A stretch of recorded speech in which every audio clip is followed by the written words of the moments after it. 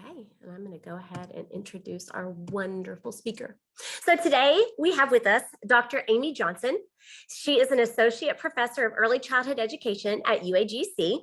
She earned a doctorate of early child development education from Texas Women's University, a master of education and curriculum instruction from Chapman University, and a bachelor of arts in English and creative writing from San Diego University. Very cool. San Diego State University. I'm sorry, Amy, I'm butchering this. Dr. Johnson began her career teaching elementary school. She transitioned into higher education in 2010 and enjoys the diversity of UAGC campus and our students, of course. Dr. Johnson lives in Fort Worth, Texas area. She enjoys rocking babies, traveling, and hanging out with her husband and two daughters. Also, if you don't know, Amy is hilarious. And she is a wonderful asset to UAGC and our students. So Amy, the floor is yours. And thank you again so much for being here today. Thanks. All right, I'm going to turn off my video so you can enjoy the slides. When I was asked to do this presentation several months ago, I came up with this title and then this tagline. I was already certified and experienced as a teacher and was working on my PhD when I was asked to spend a summer in Cambodia teaching childcare workers how to care for children in developmentally appropriate ways. I was easily the most educated person in the room, but that didn't mean I was the most qualified. This is the story of how this first world educator worked with and learned from a third world caregiver. So when I was trying to put the presentation together, I was meaning to give you a nice and tidy presentation with a few main points. But then I started going through my journal for this time period and it didn't cut into nice and tidy pieces. So instead of giving you like a 3-point sermon today, I hope you'll listen to the narrative and recognize how many times I had to regroup, change tactics, or change my expectations. My American education and experience did not always transfer to my experiences in Cambodia, and that's okay. A teacher should be able to learn from others, regroup, and change tactics as needed. People always ask how this even came about, so I'll answer this question right away. This was 10 years ago. These are my girls, so now they are 18 and 15 now.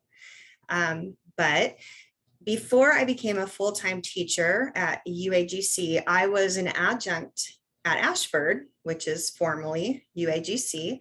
And I emailed my support person from Cambodia, and I just told my Ashford guy, my responses might be a little delayed. I'm halfway around the world. And he was so excited I was in Cambodia. He had someone interview me for the Ashford newsletter. And so I never knew that 10 years later, I'd be sitting here talking to you, and I thought I'd read you part of the interview. He said, or the interview said, "Why did you decide to go to Cambodia and how long will you be there?" I said, "Through research, my husband and I became aware of the human trafficking problem in Cambodia, and we learned that there are more slaves in the world today than any other time in history. Cambodia has trouble with this issue because it's a poor country, it has porous borders, and women are not valued whatsoever. The country's recent history includes the Khmer Rouge, which is Cambodia's version of the Holocaust, and it completely flipped the country upside down. It ended only 40 years ago, and the country is still trying to rebuild. Human trafficking is worldwide, but in Cambodia, there's an especially large problem with sex trafficking of children. Being parents of 2 little girls, we were horrified at the information we were learning.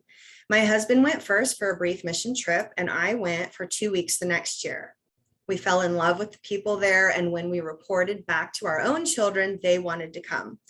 So my husband and I are both teachers, and at the time, we both had summers off, and we thought it'd be a great experience to come and serve as a family for 6 weeks. And then we spent a year fundraising to cover the airfare to get there. So these are my girls. There's Cambodia from the airplane. My girls sitting on the luggage, and then the bottom picture is jet lag. We had tried so hard to keep them awake, but no good. I'm an early childhood teacher, and my husband is an elementary teacher. So we were asked to help with two different tasks. My job would be in the morning in a dangerous part of town. SWIPOC was an area known around the world as a place to buy children. But in 2003, International Justice Mission and the Cambodian government conducted a massive raid, arresting perpetrators, rescuing children, and shutting down the brothels. And the raids were actually featured on Dateline NBC.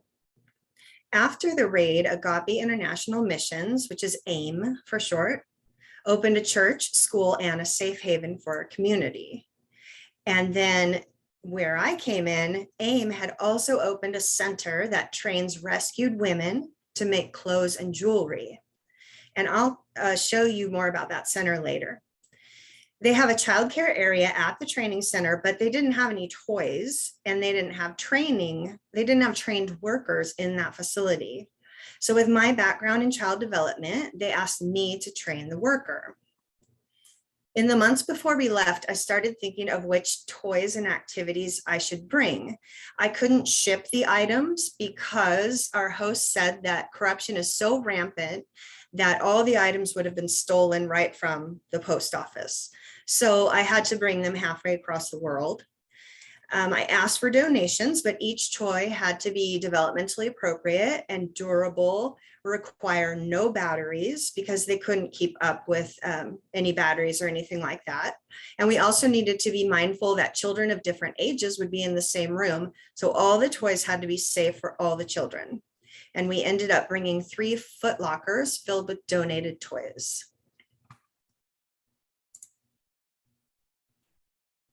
Because it's in a dangerous part of town, the organization we worked with asked us not to use the people's names or show their faces.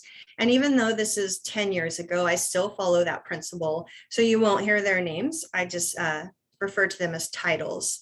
And then sometimes you'll see a little circle over a baby's face, and that's to protect the identity. On my first day of work, this is what I walked into. So here's a picture of the town on the bottom and both sides of the room. This is the childcare facility. The building does not have air conditioning, and Cambodia is a hot and humid climate. My first world luxuries were completely out the window. We found ourselves in a large tiled room with 3 hammocks, 3 small toys, 1 baby, 14 months old, and 1 worker. So imagine a childcare facility with 3 toys. The translator explained that there are usually 3 babies. The one we saw on that morning, I call him baby boy, would typically cry every day and make the worker walk him around the building to be entertained. And then they had to scramble to get coverage for the other babies. She also said that the baby doesn't like foreigners. So I told the translator that I would be showing the worker, who I call Auntie, which toys she should use with baby boy. And she should watch me to see how you engage a child. So that was my mindset. Okay, Auntie, watch me. I'm going to show you how to entertain this child so he doesn't cry all day.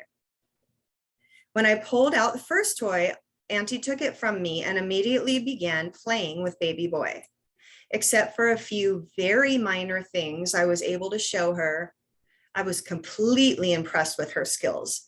Baby boy cried a total of 2 minutes while we were there for 3 hours. He was bored the whole time. He was bored. It wasn't that Auntie didn't know how to interact with them. There was nothing for him to do. And I have to laugh at this picture of baby boy, the one in the lower right corner with my blonde child. They run around naked, so his little hiney was sticking out, and I had to, now that daughter's a teenager, I had to say, how do I put those black circles on people's faces, and can you put this black circle so we don't have little baby boy exposed? So thank you to my daughter for editing all the pictures for me. So our girls played for a little while. And then Abby propped herself up. She's the brunette. She propped herself up against a wall and began to read. Baby boy promptly walked over to her and sat on her leg. He spent the next half hour snuggling and reading with her. At one point, Abby put a toy on her head and he began laughing. She had him laughing for several minutes. When he wet his pants, because they don't have diapers, he was rinsed off and he was returned to the room naked. He threw his hands in the air and chased Abby, screaming and laughing. Now remember, he wasn't supposed to like foreigners, but the two fell madly in love. The translator didn't come with us after that first day. So the remaining 6 weeks were spent with Auntie and I unable to communicate. Despite the lack of language, we thoroughly enjoyed each other's company the entire time we worked together. In the afternoon, Mike went to his job site, my husband. In the mornings, he came with us just because I needed to work here. And if the girls got restless, he would take care of the girls. So in the afternoon, he went to his job site and he was working at an aftercare facility. So the girls in there had been rescued from trafficking and were at a safe house. House moms and teachers watched over them. And so Mike was there to teach the teachers because they weren't trained. They were just lovely, well-meaning women. So the teachers were very excited and they sat around Mike and they said, "Teacher, teach us, do you need a whiteboard?" And he gave them activities that they could use with the students. They didn't have any resources, so they couldn't incorporate any fun or active learning into the classroom. So for instance, Mike just brought them some dice. And when you practice addition, students can roll the dice and add up the numbers. And they were madly in love with the idea that you could use some sort of manipulative to teach. And he brought them a lot of manipulatives. Again, those were donated from other people. Our second baby was a 10-month-old girl. She was crawling and beginning to take steps with help. She smiled and laughed. She was generally a very happy baby and Auntie was great with her. One thing I noticed about baby girl is that the back of her head is completely flat. So in the US, this is a red flag that the child is spending too much time on her back. I asked the supervisors, who are Khmer women, but they're fluent in English. So I could never talk to Auntie about it and ask her questions. So I went to someone who spoke English and I just asked about baby girl. They said when a child comes to the childcare, the parents are asked to bathe the child and have the child wearing clean clothes and then bring several changes of clothes because they go through a lot of outfits. They don't have diapers, so they wet their outfits a lot. And the parent needs to bring food for the child. Well, baby girl's mom did not do this. She didn't bathe the child or clean her clothes. She didn't bring extra clothes or have any food for the child. In fact, the mom didn't feed the child at all that they saw. So when baby girl came to the childcare each morning, Auntie bathed her and she put powder on her and checked her body for any areas that needed medicine. Auntie was buying medicine with her own money without the supervisors knowing. Auntie cleaned the extra clothes for the child and she interacted with her for several hours a day, made a very intentional effort to interact with her. And for a while, Auntie was even buying her milk as well to feed her. She never complained or even mentioned the extra burden, even though Auntie is in extreme poverty herself. Once the supervisors found out, they were able to provide that for the child.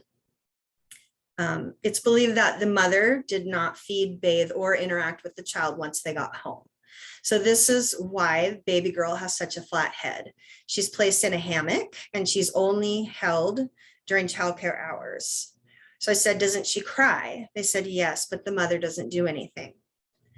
So in the States, I would be on the phone forcing CPS to intervene. But in Cambodia, there is no CPS. There's no resource like that at my disposal. So the supervisors were doing what they can.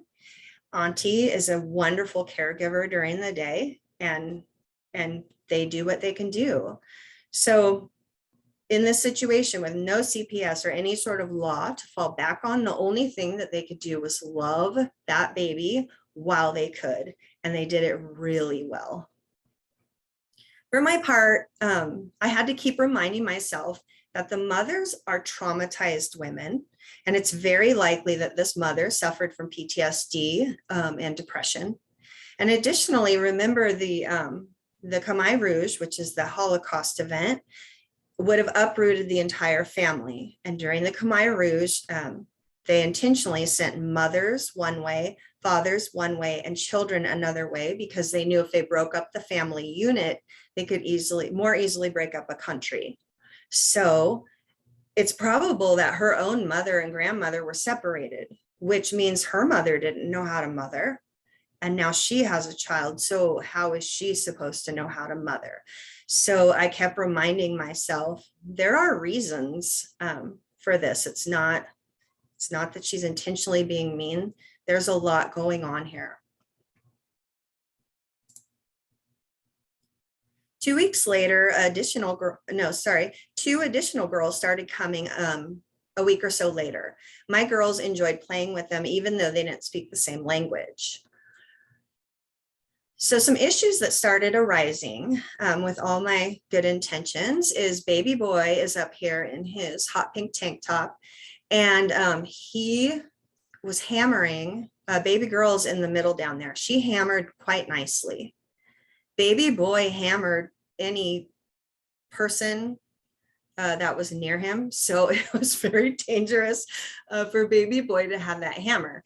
But when you're in a large room, there's nowhere to hide that toy from him. So when we pulled out the toy, either someone had to be right with him, and you can see that's probably Auntie's hand right on his little hammer to guide him, or I brought the foot lockers, and we would hide the toys in there because there's no shelves, no closets, nothing. So we'd hide the toys in there, and then I think we probably locked the foot lockers because he knew how to open them. Another thing was, you see the girls up there coloring. There's no tables or anything. So when the girls were coloring, baby boy would just come over and grab a crayon and start coloring all over the floor. And it's tiles, so it wasn't a huge deal, but still it was something that we had to clean up each day. And then if he got to the walls, that was tricky. So eventually I stopped trying to problem solve by myself, and I got a translator, and I asked Auntie, what would help you in this situation? And she asked for a little table so that the crayons can be up on the table away from baby boy. And then she also asked for a little kiddie pool, you know, like those $10 things we can get at Walmart, because it's so hot. And she thought it'd be fun to just have the kids chill in a little bit of water each day. And I never would have thought of that. I was really glad that I had asked, because I had come in with all this stuff without getting any input from her, because I didn't know her at the time. But I was so glad that I thought, you know what, she's the expert in this room. What does she need? So we were able to buy some things that Auntie needed or asked for.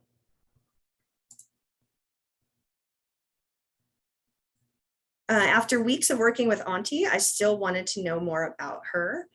So this is just a little bit about Auntie, because it was interesting trying to communicate for 6 weeks when we don't speak the same language. She speaks, reads, and writes Khmer and Vietnamese. I can't speak, read, or write either language. So one week she brought her Vietnamese English phrase dictionary, and we practiced phrases like, no, that is way too much overpriced. It was geared towards tourists, so it didn't make a great conversation piece, but we had fun with it. And then I brought a Khmer English phrasing book, but Auntie forgot her reading glasses, so she couldn't read the book. And I tried to use the book to ask her questions like, where were you born in Khmer? But my pronunciation was so miserable, she just kept smiling and nodding her head at me. So we did communicate by pantomiming. We used puzzles. And then I would point to a child because in this town, it's a mixture of Khmer children, which is Cambodia, and Vietnamese children. So I would point to a child and ask, Khmer, Vietnam. and she would answer. So I found out one child is Khmer and one is Vietnamese. Auntie is both. And then using a puzzle with the numbers 1 through 10, I learned how to count in Khmer. She practiced until I remembered, and then she tried to teach me 1 through 10 in Vietnamese, but that just went right out the window. I then took the numbers 3 and 8, and I put them on my leg. I said, I am 38. You? She put 45 on her lap. And I took the 45 and I put it in my husband's lap. And we figured out they were the same age. And up until that point, I was calling her grandma in my journal. And once I figured out she was the same age as my husband, I changed her name to Auntie. That was a sobering thought. Then we later wrote our names on a children's writing toy. And I learned the ABCs in Khmer, which I forgot. And then I learned them in Vietnamese, which I kind of remembered because most of the letters are the same in French, and I had studied that in high school. But that was just some of the ways that we interacted. So this is a journal entry on one of my last days there. While here, I can't help but compare east to west. I miss my dryer and central AC. I miss convenience, ease, and the speed of errands. I miss having to depend on nobody to get myself from one place to another. My comparisons are only taking me in circles as I'm not able to pick a way that is superior over another. For instance, in the childcare center I'm working, the children don't wear diapers. This gets annoying because I'm always stepping or sitting in a puddle. It's inefficient for the worker to constantly be cleaning up puddles, hosing off children, and changing clothes. It's not sanitary. And I want the room, toys, and children to be clean. I want diapers on the children. On the other hand, Americans have made an art out of being comfortable in diapers. Our diapers leave the baby feeling dry and cozy, even if there's a ton of liquid sloshing around in there. This comfort has our children being potty trained at a much later age than other countries. The no diaper process lends itself to an early toilet mastery. The kids are potty trained around 1. It leads to less landfill waste, and it's less expensive. So which is the right way? In comparing sanitary conditions, I wanted every toy, child, and surface wiped down in the childcare area. At the time, a mysterious illness was spreading through the city, and it was killing children. But is it feasible to want their childcare environment germ-free when they go home to a dirty living environment? I've read articles on America's obsession with cleanliness and constant hand sanitizer. By ridding ourselves of all germs, we haven't allowed our immune systems to strengthen. Children who are not exposed to germs before starting kindergarten will have a hard time adjusting to the sudden onset of germs introduced at school. Plus, Americans are allergic to everything, and some have said that food allergies come from over-sanitizing our environments. So where is the happy medium between the two countries? And this is still reading my journal. I said, if you know our journey to Cambodia, you know the evil that abounds here. It's very public and open, and it's hard to digest. Communal living lends itself to everybody knowing everyone's business. But in America, we're such private people. After working alone in an office, we drive home alone, and we shut the garage door before even getting out of our car.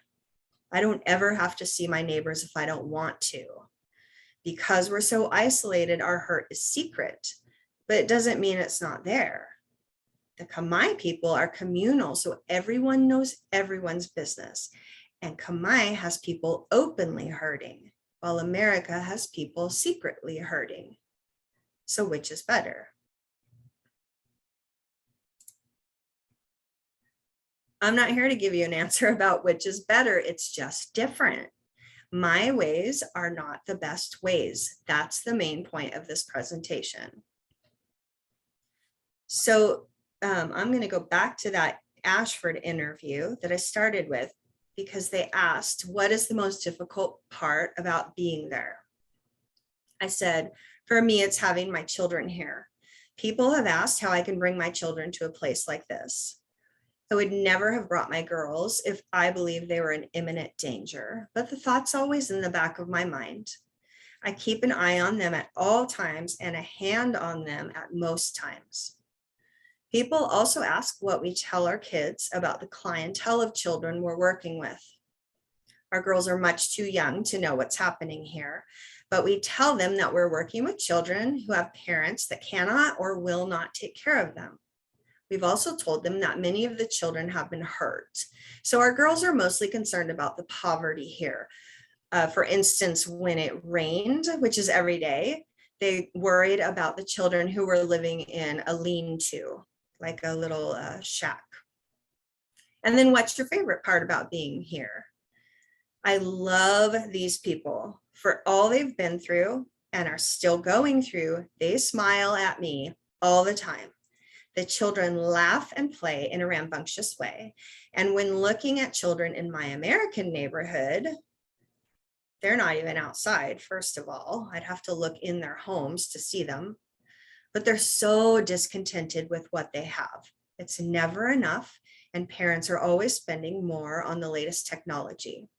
The children in Cambodia have next to nothing and seem more contented than most children I know here. I want my children to see that there are people who have nothing but the clothes on their back, and that we should be grateful for what we've been blessed with.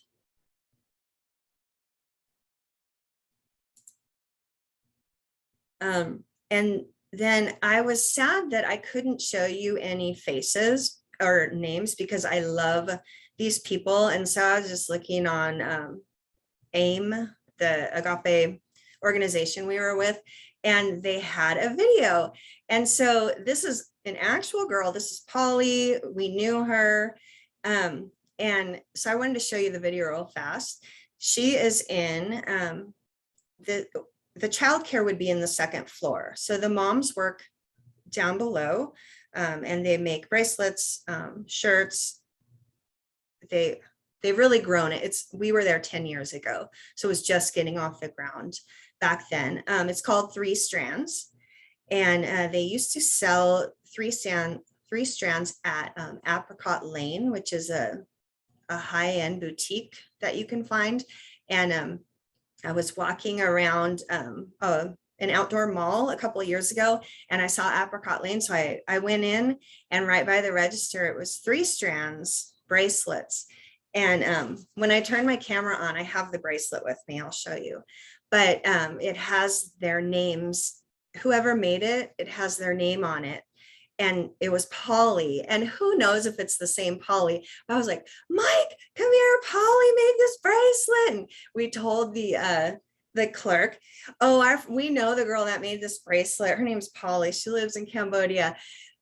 But we love this organization because they're taking them in a town that the only 2 professions were prostitution and fishing. They have given them another skill, and they pay them fair wages, like so far beyond what other factory workers make. And then they feed them. They have counseling for them, and then they have the childcare upstairs. So I just wanted to introduce you to Polly.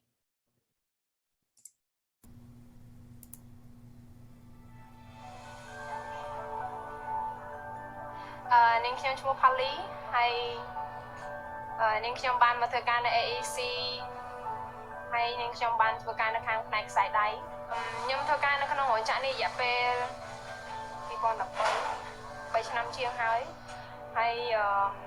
ខ្ញុំបានចូលទៅការទីនេះគឺខ្ញុំមានអារម្មណ៍ថាខ្ញុំជាមនុស្សដែរអត់សង្ឃឹម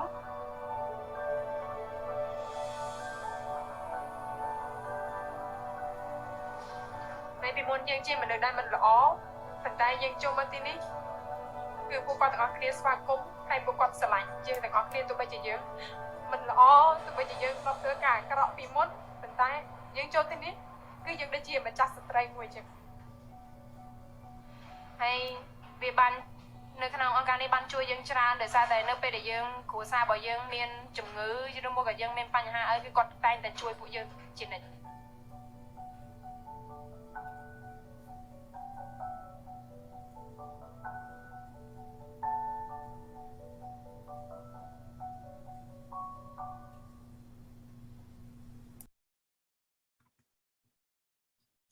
And then to leave you on a higher note, because Polly made me cry and I didn't want to leave you crying. These are some of the most laughed at things when we talk about Cambodia that street side they'd have. We have Abby here and she's eating a cricket. These are next to her, those are crickets frying up in the pan. The bottom, we have some fried frogs, and then we have snake on a stick. So we only ate these to be adventurous. And our driver, we love him, and he loves silkworms. We weren't fond of the silkworms, but he said those were his favorite. He just couldn't afford to buy them because they were expensive. So we bought him a bag of silkworms, which was $2, by the way. And the rest of the day he drove us around and he was munching on his silkworms like popcorn. He was so excited for his silkworms. So I wasn't brave enough to try the snake, but I did do the crickets and the frogs, and I ate some ants. I was not fond of the ants. They tasted like pine sol or something. And then the best one is the spider day. And they don't consider spiders a bug. They consider it a small animal. So it wasn't street side. It was at so it's kind of a fancier restaurant. So they brought the spider out and they let us play with it. And then they took it and fried it up, and we ate it. Abby in the middle, she refused to eat it. But I love this picture of Abby because her ponytail, you can see how long it is coming past her elbow. That is a fake ponytail that she bought at the Russian market for like $2. And she wore that thing all summer. She was just the coolest thing ever. And Hannah, the blonde, is adventurous, and she chomped down on that thing. I ate about half a leg, and that's how brave I was. But Hannah was a trooper. So we always, when someone asks a fun fact, my kids are always like, oh yeah, I ate a tarantula. And they're like, you're a liar. And Hannah brings out the pictures. No, I did. So I wanted to leave you on that high note.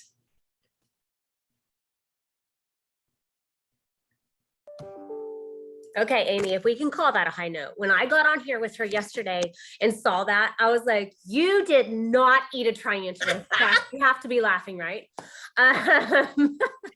Yeah, I only have this. I had the spiders yesterday, and Tisha's like, oh my gosh. And I'm like, oh yeah, we ate crickets too. And so I had to go find more pictures to.